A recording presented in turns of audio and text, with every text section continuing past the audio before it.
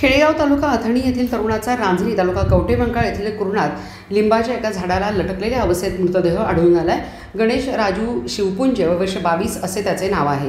या प्रकरणी पोलीस पाटील वर्षाराणी रावसाहेब चव्हाण वर्ष 34 राहणार रांजणी तालुका कवठेमंकाळ यांनी कवठेमंकाळ पोलीस ठाण्यात फिर्याद दिली आहे। रांजणी येथील कुरणात गणेश शिवपुंजे याचा मृतदेह 19 जून रोजी सकाळी 10:30 वाजण्यापूर्वी स्थानिक नागरिकांनी पाहिल्यानंतर त्यांनी याची माहिती पोलीस पाटील वर्षाराणी चव्हाण यांना दिली।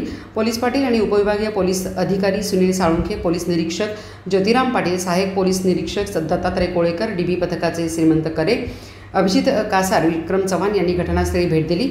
अथणीचेही पोलीस घटनास्थळी पोहोचले। गणेश शिवपुंजे याच्यावर अथणी पोलीस ठाण्यात 4 महिन्यापूर्वी प्रेम प्रकरणातून गुन्हा दाखल झाला होता। गणेश याच्या छातीवर कन्नड भाषेत अण्णा असे नाव गोंदविले होते, तर त्याचे हात मोबाईलच्या हेडफोनच्या वायरने बांधलेले दिसत होते। पायाजवळ एक छोटी दोरी मिळून आली।